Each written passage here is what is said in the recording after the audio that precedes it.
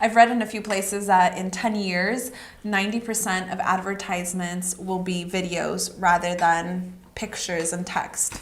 That's not surprising at all.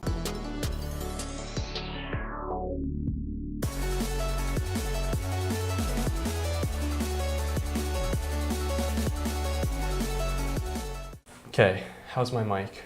Say something. Say something, I'm giving up on you. I'm sorry that I couldn't get to you. So, tell me about today. Like, how exactly did you get into this predicament? Predicament? You mean? Awesome opportunity. I mean, Thank you. This is cool because, I don't know, like, I'm getting paid for doing it, but also it kind of sucks for you because you were looking for a bunch of actors and you got a few bites, right? In like a short amount of time. So how I got into this is I work for a group that sends out thousands of emails for marketing campaigns, but we were sending articles, just words. Right. And while that's interesting, you can give some novel information, no one really wants to read. So we decided, what if we send videos? People love videos. Yeah. I've read in a few places that in 10 years, 90% of advertisements will be videos rather than pictures and text. That's not surprising at all. So as an experience, I'd never cast anyone for video, so I had to throw up a Craigslist post. Right. It's a very fine line between sounding really creepy on Craigslist, Yes. looking for a 20-year-old woman to shoot video, and sounding really professional. Yeah. Looking for actress to film commercial for financial services technology business in business attire at a co-working space. Basically, you just have to give more information. Yeah, so especially if you give the name of the business, because sometimes even when I work with a casting agency, sometimes they won't want to give us the name of the company because the company wants to keep it a secret that they're making this kind of commercial. They don't want to get that much attention. So it's good to tell them what company this is for, so it's less creepy, you know, so they have an idea of what they're going to do rather than like, just come because we really need an actress. But I think you approached it in a really good way, and a lot of the time, a lot of people that are in your situation will just reach out to people that they know because they're learning, and you just happen to know an actress. So I'm just curious about what it was like to try to cast. I mean, I know at the end you had to cast me because the other two finalists that you had for today didn't quite make it, but tell me about, like, how long ago did you put out the ad that you needed an actress? Then where did you put it? Because actually SF Casting, to put up posts, it's free. So you could have just used SF Casting. Oh. And I think Backstage might be the same. So those are a little bit more professional than Craigslist. Because on Craigslist, there's a lot of porn and stuff. There's not a lot of people that will filter. Okay, I looked through actually a lot of Craigslist ads. I looked through a lot of SF Casting to sort of figure out what do people say in the ads? What do people expect? Which ones are getting replies? And I didn't run across anything that was super sketchy, but I need to send you some links. I also didn't look too hard. Craigslist is full of, we need amateur girls that are sexy and down for whatever. Who wants to make $1,500 in a day? Okay, well, if it sounds too good to be true. So tell me, what did you do? Okay. So they were like, we need you to do this video, but you have to do everything. I have to do everything. It's a speedy job. That was pretty much what drove the project, is the fact that they wanted to get it done as fast as possible. From start to finish, it's probably been about a week. Last weekend I met with my client and he said, I want this video done by next week or the week after. And we told him the X factor is finding a talent. Like, I don't know how long it's gonna take. So I went on Craigslist that night, messaged you and asked, where do I look? What do I do? Read some of the SF Casting, read some Facebook posts in specific groups, wrote up a post, posted it that night. It was still a little bad. I updated some of the information, ended up adding a script, requesting a self-tape audition. But by that point, I'd actually already gotten about 5 replies. And so I don't think people saw the updated request. I emailed them like, oh, also we need a self-tape audition, can you send it? So only about half the people sent me one. And some people sent me just YouTube videos. They're like, look, I don't have time. Like, here's a YouTube video, which kind of works well. And then here's the secret. I got the self-tape auditions, I got all the headshots, got the resumes, ran them past my client, and he said, okay, I just want you to call these people and see what their tone of voice is like.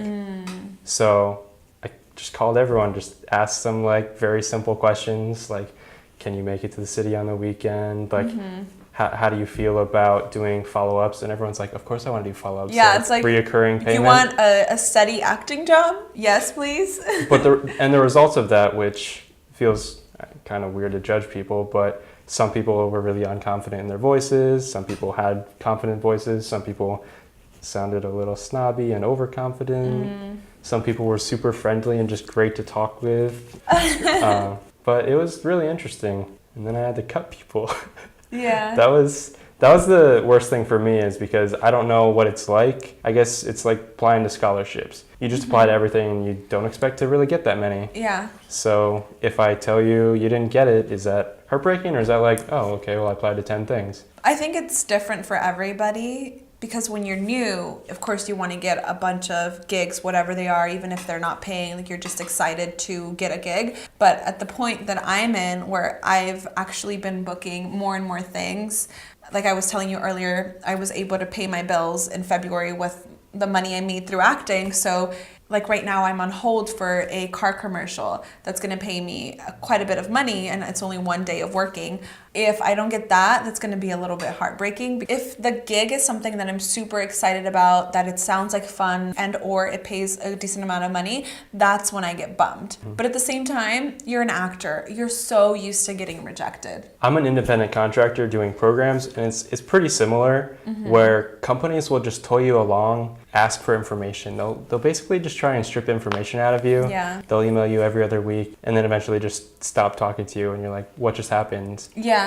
So, and you don't know if they're still thinking about you or not. And that's the same thing. And there are these big projects where you're like, if I got cast in this, or if I got this project, I'd be down for like a month. So should I keep looking for more things? Right. And the answer is yes. Yeah. In acting, usually you'll go to an audition, and then if they like you, they'll put you on hold to say, you know, these are our production dates. Are you available for sure? Okay, they just checked your availability, and then they put you on hold, and they say, please reserve these because we're considering you. And then once they make their final decisions, they're like, congratulations, you're booked. Make sure those dates are completely blacked out because they're for us. So that's kind of how it works. But sometimes they'll put you on hold and then book the job, but not tell you that somebody has been booked. So basically, if just because they tomorrow, forgot, no, just because it's not part of the etiquette of moving forward with a production. I don't know if they think it's a waste of time or whatever, but I personally really like it when theater companies or production companies email me and tell me, thank you so much, you know, we really appreciate your time, but we are releasing you.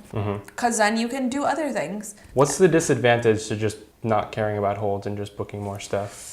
The disadvantage is that you book 2 things in one day, and then you have to disappoint a production company, and especially in the Bay Area, there's not a lot of jobs. You don't want to disappoint a production company, because this year alone, I've already worked with 2 production companies more than once. So yeah, I was going to say, I mean, it sounds like they're disappointing actors and actresses all the time. Right. But they're the big guys. You don't want to... They're the ones that are paying us. We're providing the talent, but unless you're like amazing and they really want you because your look and your acting and your skills, like they just really, you're the perfect match, they're not going to come back to you if you disappoint them unless you're that perfect person that they need. So Brad Pitt can do whatever the hell he wants. I mean, probably. He gets paid a lot of money.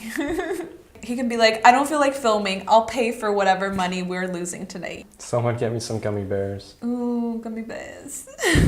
Where were we? I guess that was it. So then you talked with the client. You guys came up with the last 3 people, which I was one of them. You guys asked us to come for a callback, and then today we're going to film. So one tip that I would give you in the future, if this happens again, you want to tell the actors that they should be camera ready. Okay. Which means their hair, makeup, wardrobe, like once they step into the building, they're ready to film and to bring stuff for touch-ups or whatever. Because usually when there's a commercial shoot, sometimes they'll tell us to be camera ready, but they will also have somebody there with extra clothing, extra makeup, stuff ready for hair. See, I don't know anything about hair, makeup. Yeah. I had 1/4-inch hair until last year. Do you use conditioner? I don't know. What's conditioner? I just use Head and Shoulders. This is turning into an advertisement. Head and Shoulders, send us money. Thanks, guys. I didn't have any extra clothes. I Right. honestly haven't worked with makeup. Apparently, you said I'm doing the job of 6 people. Yeah, you're doing the job of a lot of people just because you basically put this whole thing together. Maybe you're doing the job of more than, like, the only So thing let's you just didn't run do through is it quickly. right. Which people? Yeah. So definitely hair and makeup because you were in charge of making sure the talent came. Well, you took with- care of that, thank goodness. Yeah, but you told me like, okay, you come like if you're going to a Law school interview. Okay, so hair and makeup. And yes, she got the job. I got into law school. So hair and makeup, you're definitely a casting director. You're definitely doing the job of a PA, a production assistant. What do they do? They will help with emails so that other people can do other jobs. They will help set up. You're doing the job of a lighting person, a videographer. You directed me today. There's no shadows. Oh, there's the That's the tiny bit. point. Oh.